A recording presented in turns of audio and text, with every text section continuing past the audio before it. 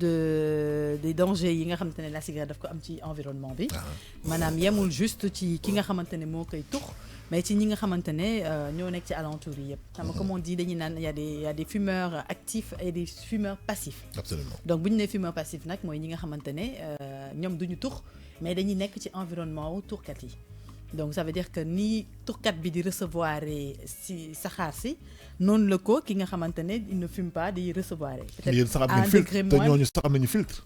Voilà.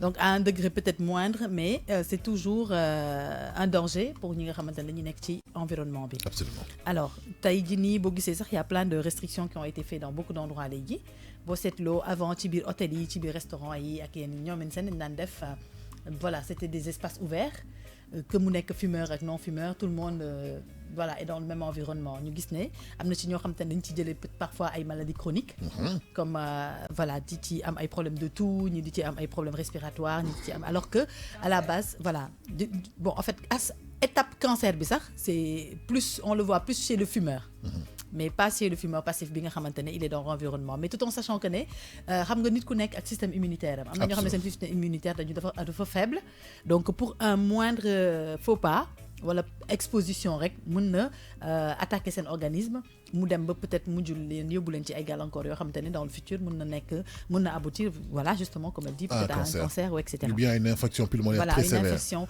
pulmonaire voilà. très sévère moo tax sax de plus en plus léegi comme je disais les endroits li ñuy defee cigarette waaw xam nga li ñuy wax naan li nga xamante ne mooy constituer cigarette moom ba léegi même les fumeurs si boppam on leur dit ils connaissent les conséquences etc mais ñoom seen bopp duñu xam sax lan moo leen di gën a pousser à ce que ñuy tux malgré que dañuy xam méfaits yi nekk ci biir cigarette bi. tata Maïté xam nga en fait y a une loi qui a été votée bi nga xam ne dafay wane ni que chaque fois si paquet cigarette dañu wane ay cas yu doy waar ay bien sûr bouche déformée ay nit yoo xam mais ça ne les dissuade pas en fait. oui bien sûr en fait justement parce que comme on dit rek lépp loo xamante ne c'est toxique lépp loo xamante ne c'est de la drogue boo seetloo ba seet dafa mel dafa am benn affaire bu benn substance bu muy àndal boo xamante ne substance boobu day tax la personne elle est condamnée en fait xam nga comme naka lañ koy waxee sax nan laa mën a waxee moo boobu noonu quelqu'un qui est mais j'avais le mot tout de suite là dépendance tata may xola carburant pour fusée waaw nicotine bi utilisé pour comme herbicide et insecticide acide cyanhydrique bi cadmium bi mooy utilisé dans les batteries voilà monoxyde de carbone mooy gaz d'échappement yi acétone bi mooy dissolvant bi carburant pour fusée yi acide détergent solvant industriel chambre à gaz bi nga xam ne ça nous rappelle la première guerre mondiale avec Hitler poison violent ammoniac voilà bon voilà là je pense que ammoniac ba ñu bëri ba léegi insecticide bismillah soo paree ñu poser suñuy question de vinite bi ak yooyu noonu mooy maanaam tey ça veut dire que ne composé yi nga xamante ne moo nekk ci cigarette xam nga tey jii nii sax on en apprend beaucoup quand on regarde ça parce que habituellement sax quand on parle de santé wala bu ñuy wax ci affaire du tabagisme rarement sax la ñuy détailler information c'est des informations que les gens ne connaissent pas vraiment parce que li ñu gën a dégg ci cigarette mooy am na nicotine tabac la sama WhatsApp ma def ko statut nee naa ko tabac la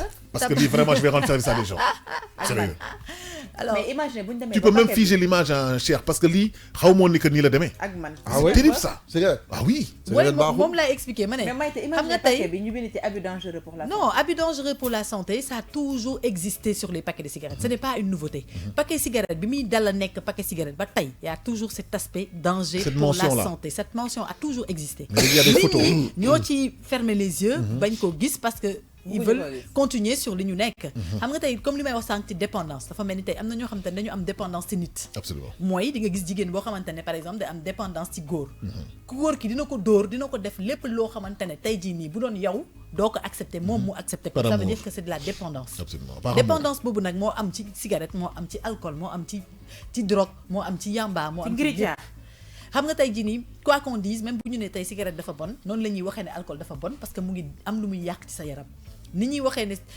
alcool dafa bon noonu la ñuy waxee ne yamba dafa bon parce que quoi qu'on dise ci yamba bi naan ouais c'est une herbe naturelle karang-karang il y a des méfaits négatifs derrière c'est pareil pour la drogue c'est pareil pour plein d'autres c'est utilisé sur le plan médical aussi mais vraiment avec dose voilà respectueuse. c'est juste pour dire que ne lépp loo gis rek un abus n'est pas excès bon excès baaxu ci tey la cigarette le défaut bi nga xam te ne moom la cigarette am tey par exemple mooy que muy excès ou non excès ce n'est pas bon pour la santé parce que justement par rapport à composants yi nga xamante ne yëpp moo nekk ci biir xam nga man mii nii tey c'est une surprise pour moi d'apprendre que ne y a tout ça aussi dans la cigarette parce que habituellement bu ñuy wax ne cigarette baaxul li ñu ci njëkk a wax mooy dafa am nicotine dafa am goudron foofu la ñuy yem mais là à savoir qu'il y a des trucs de détergent ou de solvant ak ñoom seen man sama bopp ça devient une surprise pour moi parce que je ne savais pas qu'il y avait autant de composés dans la cigarette tout en sachant que les cigarettes yëpp bu ci nekk ak li ñu koy composé mooy waral marque yi di différé mooy waral produit yi di différé alors tey jii nii li may wax ci par exemple le fait que mu am impact ci environnement bi loolu moo ci gën a dommage parce que tey ki nga xamante ne dafay tux cigarette moom au moins il sait qu'il est condamné à quelque chose parce que mu ngi utiliser li nga xamante ne baaxul ci moom te pourtant par inconscience ou même avec conscience il continue à l'utiliser xam nga inconsciemment oui waaw mu ngi nekk ci loo xamante ne moom ci loolu la nekk mais ki nga xamante ne moo li gën a li ci dommage mooy ñi nga xamante ne seen yoon nekku ci tuxuñu tuxaanuñu et que tey non du tooñ sax c'est pas un aspect de tooñ parce que tey yow da nga nekk ci li nga nekk peut-être que da nga toog ci benn environnement boo xamante ne peut-être waroo fa toog mais man je me dis que ne mais le problème est réglé parce que maintenant environnement bi nga xam dafa am fumeur non fumeur voilà de plus en plus les espaces publics léegi on a commencé dans plein d'endroits léegi def nañ restriction boobu noonu ba seetloo sax léegi boo demee ci restaurant yi da ngay gis si tu es quelqu'un qui fume par exemple dañu naan espace fumeur bi fee la nekk si tu veux fumer va t'asseoir ci beneen espace bi mais bul déranger ñi nga xam ne ils ne fument pas donc dañuy def nañ séparation entre ñi nga xamante ne ce sont pas des fumeurs ak ñi nga xam ne fumeur lañ tey restaurant yu bëri même boîte de nuit yi nga xamante ne c'était ouvert à tout le monde léegi boîte de nuit boo ci duggee boo bëggee tux tu sors da ngay dem ci beneen espace bi déplacé wu dem ci beneen espace bi boo bëggee tux nga tux foofu su la neexul nag nga toog ci environnement bi mais tu ne fumes pas à l'intérieur même la publicité des tabacs comme ni ñu ko doon defee avant c'est interdit strictement interdit voilà c'est question oui voilà boy kii ibil micro bi boy bi la moo tax man vraiment terminal ndax vraiment tu poses une question je comprends pas mais keneen bàyyi jàmm mu poser question am donc terminal ba pare voilà question bi que cigarette il faut ñu poser ay questions yu graw non mais poser leen question rek ñu tontu te li ñu mën a tontu nañ ko tontu lu ñu xam dinañ ko wax lu ñu xamul nag duñ ko wax mu ne mais nag li ñu xam waral nga gëstu dinañ ko wax gëstu na ko bàyyi ko mu terminer duñ ko wax parce que tamit je vais pas dire des choses yoo xamante ne je ne les maîtrise pas à 100% damay wax li nga xamante ne loolu laa jot a xam dinaa ko tontu alors comme j'ai dit déjà il faut qu'on comprenne une chose l'aspect bi nga xamante ne moo nekk derrière par rapport ak dépendance aux cigarettes on a beau donner des conseils on a beau mettre sur des paquets des personnes qui sont en train de mourir on a beau faire toutes sortes de conventions façon étude maanaam façon démarche boo xalaat ci àdduna ñu ngi koy def pour éviter que les gens fument et cela ne les empêche pas de fumer. Ah mais ils fument moins quand même si on se base sur les statistiques. Non mais quand on dit qu'ils fument moins d'accord mais ça dépend. C'est-à-dire quand je parle dans cet aspect-là c'est pas le fait que les gens fument moins c'est le fait que tey une personne qui fume ou une personne qui est dépendante à quelque chose ce n'est pas du tic au tac qui sort de cette dépendance-là. Il lui faut parfois énormément d'efforts wala parfois déclic. xam nga déclic mooy maanaam am peut-être dara lu métti ko ci dal déclenché waaw wala am benn affaire boo xamante ne jot na ko ci dund mooy waral parfois la personne dem ba mujj bi conscient ne day génn ci loolu. deux questions. xam nga de plus en plus pour les gens yi nga xam dañoo nit yi nga xam dañu bëgg a bàyyi cigarette. dañ leen di defal ay pastilles wala ñu jox leen benn moyen de substitution en fait benn médicament de substitution. mooy naka mooy patch yi xaw ma les patchs oui wala quand même ñu ñëw si kii naka la ñuy waxee affaire yooyu la man affaire booy yooyu la mooy chicha yi mais c'est encore plus dangereux. wala les cigarettes là bi nga xam ni naka la tudd électronique là pour les aider. justement à arrêter de fumer. pour confirmer ce que je viens de dire par rapport à cette dépendance là. da nga koy xoolee benn affaire. Les patchs quand ils ont existé il y a plein de gens qui ont reçu des patchs qui ont arrêté pour une période et qui ont récidivé. Absolument. Donc pour te dire que ne c'est pas tout le monde chez tout le monde que ça réussit am na ñoo xam ne patch leen fii ba suba def nañ lu nekk mënuñu bàyyi cigarette. Mais à la base aussi il faut dire que cigarette a ce stress là en fait. Mais justement voilà. C'est ça le problème en fait xam nga tey lépp loo gis rek dafa am xam nañu naan ci li ngay mucc mooy li nga xam ne mosoo koo jéem. loo musul dugg peut-être di nga ci gaaw a mucc maanaam di nga da nga ci sant yàlla parce que musoo ci dugg. donc foofu moom mën nga am chance ku ne ci sa àdduna doo ko mus a tenter. mais li nga xam ne xas nga ba mos ko benn yoon am na ci yoo xamante ne boo ko xasee ba mos benn yoon c'est foutu. mais ce qu'il faut maanaam retenir tu deviens dépendant da ngay dem ba mujj bi da ngay dépendant ci loolu. et ce qu'il faut retenir aussi c'est que la cigarette c'est pas bon du tout. non on vous explique les conséquences ak yooyu mais c'est pas bon. moom laa lay expliquer moo tax ma ne la xam nga tey une personne qui fume c'est une personne consciente. Absolument. Une personne qui est intelligente, qui sait, qui vit, qui a des... Et qui assume, oui, qui achète. Attends, mais n'empêche, le fait que mu xam ni que loolu yëpp am na ci cigarette. et que am na danger terewu ko mu tux. mooy dépendance boobu may wax. xam nga tey c'est bien beau. non du inconscience sax man je pense que dépendance la gis nga tey xam nga lan moo gën a graaw xam nga tey on peut juger quelqu'un si li muy def. parce que nekkuñu ci biir. mais c'est de l'inconscience parce que si on te dit que les lii mooy conséquences yi. non moom laa lay expliquer ma ne la.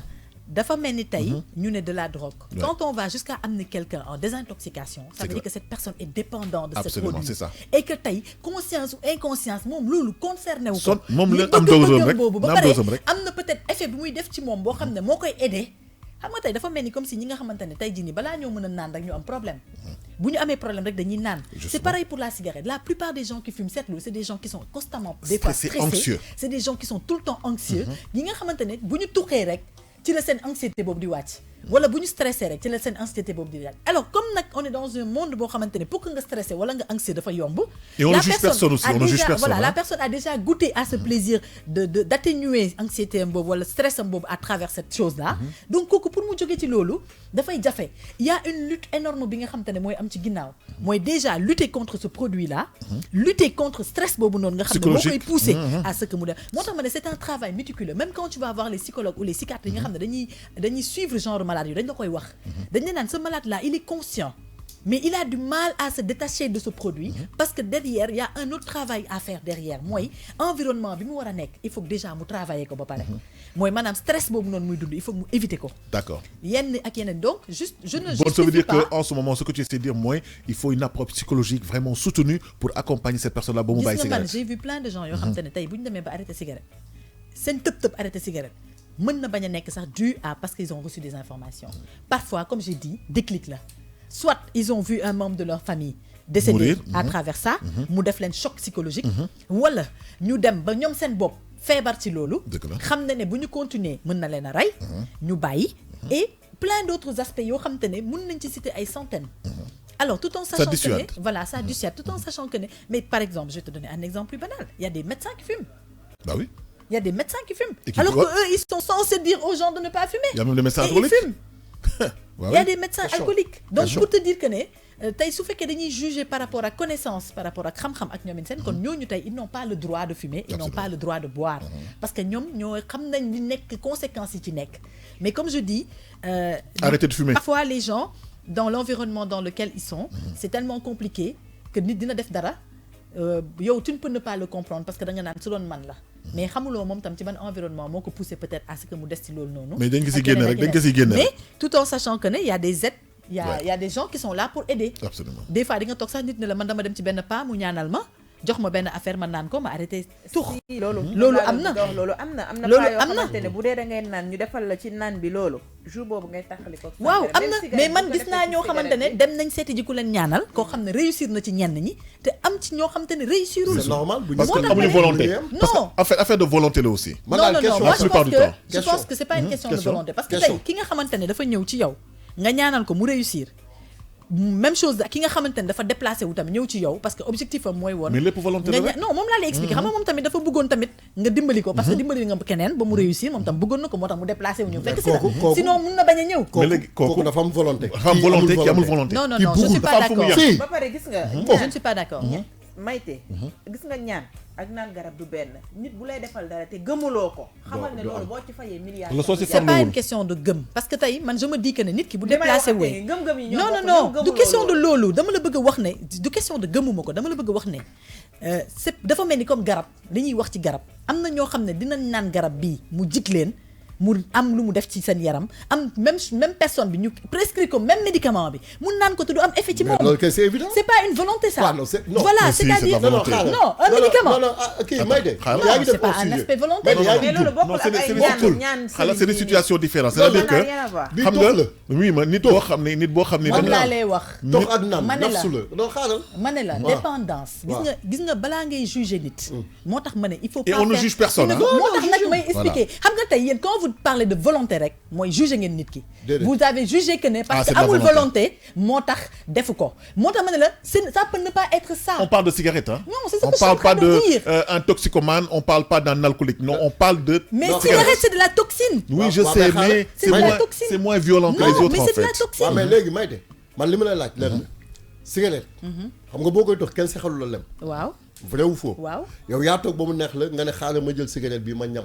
waaw nga tox nga dem ba affaire bi nekk ci say sa bëgg-bëgg. waaw kon ça veut dire que sa bëgg-bëgg la. léegi nga dem nga ne da ngay dem pour ñu ñaanal la pour nga bàyyi. xam nga bi ngay ciy dugg kenn ñaanal la pour nga commencer. kon bu fekkee ne yow aussi ki lay ñaanal pour nga bàyyi yow amoo yëg-yëg maanaam pare woo pour bàyyi. mais moom laa la wax ma ne la ki nga xamante ne xam na ne bu demee ci diw mu ñaanal ko. kenn obligé wu ko mu dem ci diw pour mu ñaanal ko. comme kenn obligé wu ko mu tox non mais moom laa lay expliquer xam nga tey waxatuñu waxu tux bi parce que tux bi am na ba pare. on parle de solution yi dama ne tey nit ki bu déplacé wuwee dem ba ci nit pour mu ñaanal ko je pense que ne peine bi mu jël dem parce que dafa bëgg a bàyyi mën na dem nag kooku ñaanal ko et que ça ne réussit pas. Seydina loolu laa wax gis nga nit boo xam ne dafa bëgg a arrêter tux def ko farataam billaay jarul muy dem ci sëriñ wala hôpital da nga jël sa décision ferme ne man damay bàyyi mu bàyyi franchement nga daal di koy bàyyi cigarette ñi koy tux ci boppam bu ñu gisee lii war nañu koo arrêté léegi man question mais loolu moom mooy li nga xam te ne mooy wax xaw ma kii bi am na ndox benn évidence géej gi am na ndox Seydina xam nga lan moo ma gën a métti xale jigéen yu ndawaan yi koo ci romb bi mi ngi tuxal yor cigarette ñoom xaw ma pour être in waa fën xaw ma la lañ ko te loolu mën na leen a jural ay jàngoro ay problème évidemment ne du ñu am doom mën na leen a bañ a tax ñu am doom lu nekk lépp surtout jigéen yow nga war a jur ngay dem di tux mooy lan. léegi yow may de man dama bëgg a laaj mooy. baaxul daal man question ma bëgg a poser man dama bëgg a dem ci conséquences yi. cigarette day tax góor impuissant wala day tax góor du mën a si mari nga ñam normalement. wala cigarette moom lan la ban effet lay def si góor ci wàllu sexualité muy benn bu ñu jógee ci biir góor bi damay ñëw ci deuxième question mooy ci wàllu jigéen ñi. léegi ci góor bi déjà ba pare. ci góor ñi loolu moom je pense que wax nañ ko waxati ko. xam nga produit boo xamante ne déjà li muy yàq rek ñëpp xam nañ ko. day dugg sa biir organisme. appétit bi muy couper déjà rek ñëpp xam nañ ko. quand quelqu'un fume beaucoup c'est pas pour tous les fumeurs nag. mais il faut être un vraiment fumeur actif.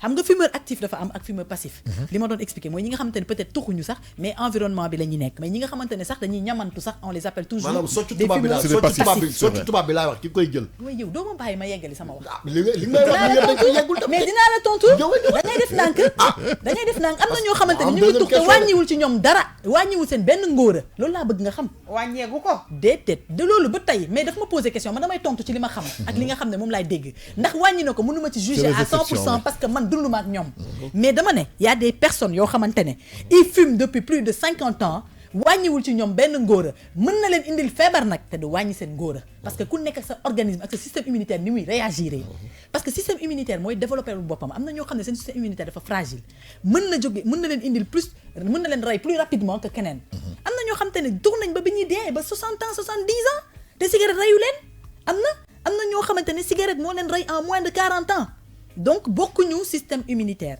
tout en sachant que ne tey je suis pas là pour défendre la cigarette on discute juste cigarette moom kenn du ko défendre parce que baaxul je pense que ne ils sont en train de faire une lutte énorme là-dessus pour justement éviter que loolu mu am mais xam nga commencé wul lutte bi fan la njëkk a commencé mooy ci jaaykatu cigarette yi nga xam ne mënuluñ leen dara tey on a beau interdire la cigarette est vendue dans ce pays partout dans le monde xam nga déjà loolu rek et très cher pour kuy xeex musul cher musul cher, la cigarette n'est pas chère du tout. Sous cheron, les gens n'allaient pas l'acheter. La cigarette, non, mais attends. La cigarette n'est pas chère. Quand tu dis qu'une cigarette, elle coûte 35 francs. Il y a une cigarette qui coûte 15 francs. Il y a une cigarette qui coûte... Attends, on précise ça mon pensée. On parle de la même chose. On précise ça mon pensée. Yo demal France, nga xol ñaar la fa paquet cigarette. Wala nga dem États-Unis wala Australie, on précise ça mon pensée. On précise ça mon pensée. Moi, cigarette dafa doon jar ki dañ doon jënd Mantola wala kii naka tudd sax cigarette boobu doon jar Camellia après Marlboro 15 francs. Léegi on est à 25 ou 35 francs. Voilà, 35. Ça veut dire que dem na ba 250% de plus en fait. Gis nga en fait 50 sax léegi fa nga yegg na léegi 50. Exactement. Léegi xam nga dafa 45 quelque chose. Moo tax dafa favoriser contrebande bi de telle sorte que les gens maintenant ils savent que c'est une manne financière parce que de plus en plus état yi dañu am restriction yu ci teg mooy affichage bi c'est interdit, publicité yi ci rajo yi c'est interdit, par exemple ñuy sponsoriser comme avant lu ñu doon defee show beach yi au niveau des plages c'est strictement interdit que pour tabac bi wala boisson yooyu moo tax effectivement le coût de fabrication devient très lourd pour les gens parce qu'ils n'ont pas un retour sur investissement et surtout que taxe yi ñu ciy def état yi ñu ciy def léegi parce que dañu ko voté au niveau mondial mais dafay tax en fait nag lañ laa ko mën a waxee dafay jar 250% à 300% de sa valeur. Parce que su demee Europe tey jënd benn cigarette benn paquet cigarette 20 €. Mais c'est grave. Non mais c'est 12 000 francs CFA. Je vais expliquer. Ma ne la xam nga tey en parlant de l'Europe, la cigarette a toujours eu ce prix-là en Europe. Ça n'a jamais été moins que ça. C'était 2 €, 3 €. Non, cigarette dafa mës a cher Europe. Non, 2, 3 €. Ça dépend de cigarette bi. Oui, bien sûr. Xam nga industrie dafa am ay marques, am ay produits, am ay qualité ak ñoomin seen. Dafa mel ni fii Sénégal li Marlboro di jar du moom la Denil di jar du moom la leneen di jar cigarette bu nekk ak prix yëpp. xam nga li ko bëggee expliquer xam nga laa ko bëggee expliquer man li ma bëggee expliquer Maïté ñun tox nañ tukki nañ. waaw jënd nañ ay cigarette tox nañ ay 20 ans bàyyi. c'est-à-dire cigarette bi. ñun bi ñuy paquetu Marlboro. mi ngi doon jar 150 francs à l'époque. waaw vers les années 96. yaa ngi dégg. après la dem di jar 300. muy yéeg di yéeg ba fi nekk nii daanaka. mais bi mu jógee ci 10 fan la yegg du 20. prix bi fan la jëm aussi. mais justement c'est parce que xam nga la moo tax. parce que il y a une grande spéculation dans ça. xam nga la moo nekkoon différence bi non xam nga la moo nekkoon différence bi. dañ doon defal paquet bu ndaw. waaw dañ doon defal benn paquet bu ndaw. waaw ba léegi mu ngi am sax. paquet bu ndaw yooyu mu ngi am. ah oui bon man gën naa ko gis depuis. dañ ko miniaturiser léegi def ko toujours au nombre de 20. Maïté mën naa break tuuti mën nga lire li wala ma lire la ko. Selon l'Organisation mondiale de la santé, le tabac est la deuxième plus grande cause de mortalité dans le monde. Principale cause évitable de décès de tabac est chaque année à l'origine de 5 millions de morts. Il s'agit du seul produit légalement en vente qui entraîne la mort lorsqu'il est utilisé exactement comme le prévoit le fabricant. On sait parfaitement que la moitié des fumeurs réguliers aujourd'hui, environ 650 millions de personnes finiront par mourir de tabagisme. Il est tout à fait aussi alarmant de constater que des centaines de milliers de personnes qui n'ont jamais fumé meurent chaque année de maladies dues à l'inhalation de la fumée des autres. Ainsi, fumer implique aussi vas-y wàcceel vérifie yéegalal tuuti voilà na yéeg voilà yéegalal image bi tuuti c'est que sa vérifier signal bi nga war a wàccee tuuti yéegal tuuti yéegal. Voilà. Ainsi, fumer implique la santé des autres. La santé de son environnement. Voilà. Et les consommateurs de plus de 15 cigarettes par jour meurent d'une maladie liée au tabac et des milliers de fumeurs passifs en décèdent tous les ans. Ça veut dire que qui tourne à qui tout voilà. Moi je pense que ça c'est un sujet bi c'est plus dans le cadre de les personnes qui ne fument pas et qui sont exposées à la cigarette. Xam nga tay ki nga xamantene commencé na tux ba paré mom mu ngi ray bopam à petit feu. Lolu kenn wérante ko waxatuñu ay waxam parce que kooku dañ fi nar a nekk di ci wérante di ci wax di ci non wérante wuñu non en fait c'est pour dire que on peut tirer dans tous les sens concernant la cigarette parce que je pense que tay man limay wax ni ci cigarette ce n'est plus une surprise pour personne. Tout le monde connaît les conséquences des cigarettes. On en a parlé, on en a crié dans tous mais la composition de la cigarette là c'est une découverte pour tout le monde et je pense que ça va xamantene fi mu toll nii boo demee ci boutique yi di ko jënd jaaykat yi dañ koy nëbb. Non parce que Maïté ma posé waat beneen question. On ne l'expose pas parce que dafa am interdiction de vente. Maanaam mais benn cigarette moo baax benn cigarette baaxul. muy boobu man du ma tuxkat mais dama xam lan mooy cigarette. Non on ne parle pas de tuxkat nga wala de tuxkat dama bëgg wax que ne sujet bi loolu kenn werantewu ko mais je veux faire comprendre que ne le sujet c'est certes de dire aux gens d'arrêter de fumer parce que loolu moom et les conséquences aussi amul kenn koo xamante ne duñ ko ko wax ku yeewu suba ba ngoon yaa ngi dégg ñu naan cigarette baaxul ki nga xam ne mu ngi tux xam na ne cigarette baaxul te mu ngi koy continuer di def li ko tax a continuer def nag moom la concerné mais du tere ñu wax ko li nekk ci biir te moom personnellement xam na ko ndax paquet de cigarette bi muy jënd bind nañ ci abus dangereux pour la santé photo yu doy waar bind nañ ci danger pour la santé def nañ ci photo buy illustrer ni que nit ki boo ko defee lii moo lay dal xam nga kon loolu leer na ndax fii kenn doful ñëpp am nañ ay bët pour xool ñu continuer ci li ñu nekkee ñoom ñoo am seeni raison après nag derrière moom laa lay expliqué moo tax ma la kii justifié wul ma xam fan lay waxee moo tax ma la xam fan lay waxee par rapport ak conséquence j'espère qu'après speech bi ñu et discussion bu ñu am beaucoup de gens vont arrêter de fumer léegi damay jàll si beneen question la prise de poids quand on arrête de fumer parce que tamit loolu tamit les gens le redoutent beaucoup et moo tax ma ne la sànq tu sais lii tax nit di arrêter bëri na raison am na ñoo xam ne tey ils craignent d'arrêter parce que dañuy xool ci seen physique ils se disent que bu ñu arrêter il y a des gens qui ont arrêté de fumer ils sont devenus hyper nerveux et dangereux man j'ai arrêté j'ai pris 35 kilos 75 dem 115 xam nga tey yow tey Al yow tu peux arrêter parce que yow par volonté tu as arrêté ah oui il y a quelqu'un d'autre qui n'a pas arrêté par volonté am na koo xam ne feebar moo tax mu arrêté tux il a fallu que dara fekk ko ci pour mu doog a bàyyi. benn si man jarul sori. merci kon xam nga yow tey. mais justement parce que dama dem bi may expliquer parce que dama dem en fait. mais toujours la constance c'est la volonté. parce que feebar bi am na ñoo xam ne feebar lañ man gis naa ñu feebar. continuer ñu dem ñu faj leen. ñu dem mais expliquer nii déggoo ma ne la gis nañ fi ñoo xam ne arrêté nañ 20 ans. waaw mais moom laa la xoolal am na ñoo xam ne dañu feebar. waaw ñu wër. tane commencé waat tuxaat. moom laa lay expliquer. am na ñoo xam ne man volonté bi ma am bi ma feebaree. damaa ñëw xam ne lii nii ci kattanu yàlla. boo ko bàyyiwul faatu yàllaaw ici repose la d'accord kon yàlla may na la volonté laa am ma bàyyi par aw par bi. yàlla may na la force nga am volonté. yàlla ko may ñeneen ñi nag loolu la ñuy ñaan loolu kenn werantew ko mais moom kay waxatuñu ci aspect boobu. loolu nag la ñuy wax mais je veux te faire comprendre que ne gis nañ fi ku arrêté 20 ans. gis nañ fi ku arrêté 30 ans xëy delluwaat ci cigarette xam nga kooku bu dee volonté rek amoon na volonté durant 20 années yooyu noonu pour arrêter tux li ko dugalaat ci cigarette moom circonstance da kon xamul moo tax ma ne on peut pas juger dans ce sens là on juge pas que forcément la personne n'a pas de volonté non am non na parfois loo xam ne nit mën na ko ci dugal te mënuñu ko juger alors man pour man le point de vue personnel de chacun ce qui vit dans sa vie am na fi ñoo xamante ne tey ñu ngi def naka su dul noonu xam nañ ne li ñuy def du noonu te terewu ñu ngi koy def bu la neex mën nañ ko arrêter peut-être amaguñu volonté bi comme vous avez dit wala peut-être circonstance tax na defuñu ko kooku mënuñu ko juger volonté ak circonstance voilà man ñu mënuñu leen juger mais derrière man je pense que aspect bi nga xamante ne dañu war a gën a wax ce n'est plus ñi nga xamante ne ñu ngi tux nga xam ne dugg nañ ci ba pare ñooñu li ñu leen di ñaanal mooy ñu génn ci mais leneen li nga xamante ne moo gën a important mooy ñi nga xamante ne seen yoon newu ci tuxuñu tuxaanuñu te peut-être ñu ngi leen di teg ay jàngoro maanaam voilà passif yooyu noonu man ñoo ma gën a intéressé parce que tey environnement bi nga xamante ne fumeur bi mu ngi ci moom il est déjà condamné mais quelqu'un qui ne fume pas et qui reste dans cet environnement est condamné aussi alors que moom pourtant il n'a pas cherché à être condamné par cette chose parce qu'il ne l'utilise pas il le blâme mais il est contraint d'occuper l'espace ak ñooñu nañu bàyyi tux bi parce que sinon ils exposent les gens le problème il est c'est là où est le problème moo tax ma ne boobu léegi je pense qu'au Sénégal et partout dans le monde on est en train de faire une énorme bataille c'est appliqué pour que justement il y a des mais c'est appliqué c'est pas tout le monde qui l'applique moi je suis rentrée dans des endroits publics yoo xamante ne il y a toujours cette légacité boobu noonu nga xamante ne mooy tux non, je vais pas le dire, je vais pas dénoncer. Je suis pas là pour ça.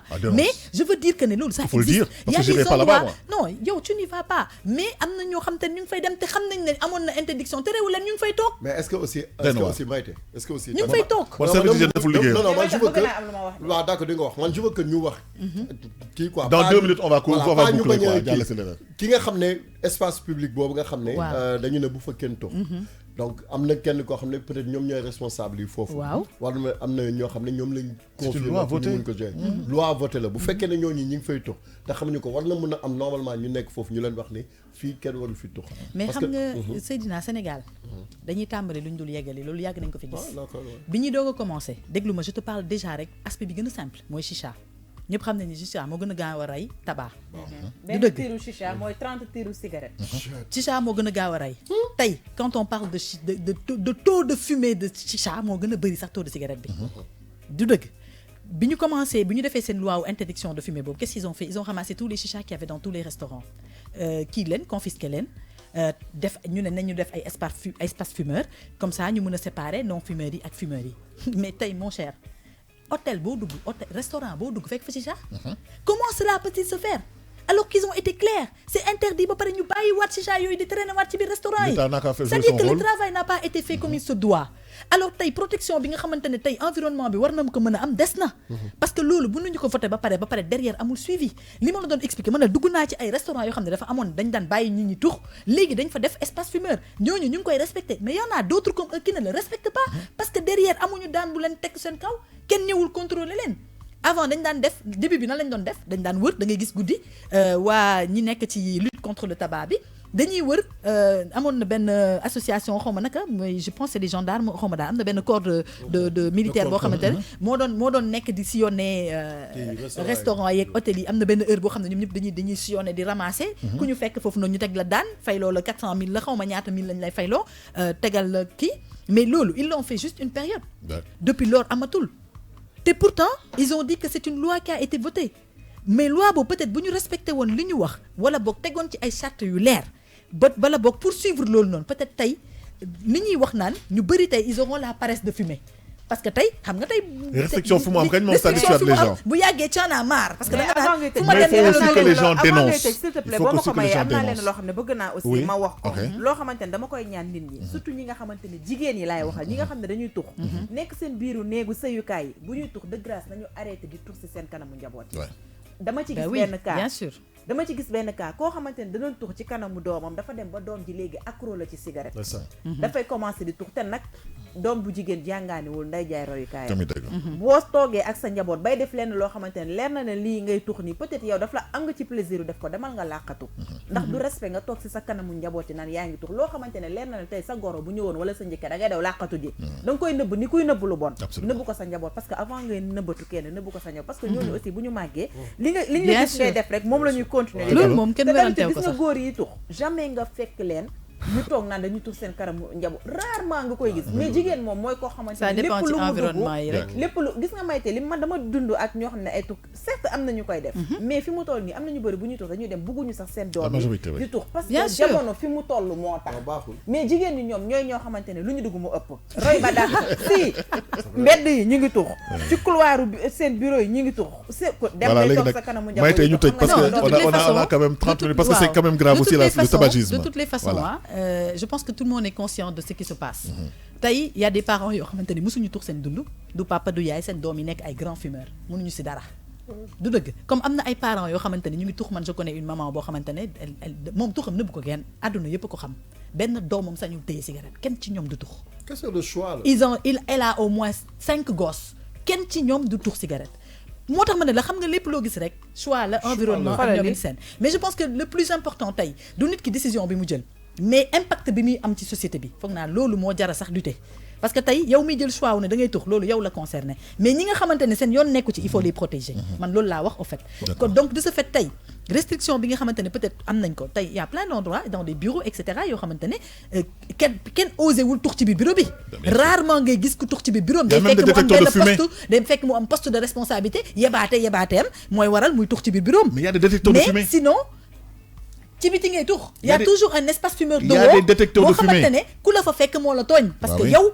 leer na la ne espace fumeur la donc espace fumeur tu n'as rien à faire là-bas reste là où il y a pas de fumeur de telle sorte que ne yow tam tu ne t'exposes pas mais am na ñoo xamante ne tuxuñu tuxaanuñu mais fu tuxkat yi nekk fa la ñuy toog pour ñoom bu ñu nekkul ci biir environnement tuxkat yi ñoom du ñu nekk am na et pourtant ki nga xam ne yaa ko fekk ci espace fumeur bi yaa ko tooñ parce que moom mu ngi ci espace bi nga xam te ne moom xam na ne lii espace fumeur la bu ko fa fekk ne t'expose pas xam nga tamit dañ waxante dëgg ñi ñaa ngi def lu warul waaye ñun tamit ñu ngi def des fois lu ñu neex bu ñu jógee di blâmer keneen ki léegi man ak lu mun a xew nañ d'accord ci benn affaire mooy tux baaxul non loolu moom géej gi am na ndox la pour ñu tënk loolu géej bi am na ndox la léegi nañ on va passer à Seydina loolu moom géej gi am na ndox la xam nga loo xamante ne même bu dul maytee mi di ko wax chaque jour rajo boo taal muy maytee di keneen di docteurs yi si boppam chaque jour ñu ngi ciy xeex Abdou Aziz Kassé il n'arrête pas de parler de ça mu ngi ciy def combat boo xamante ne ñu ngi ko ciy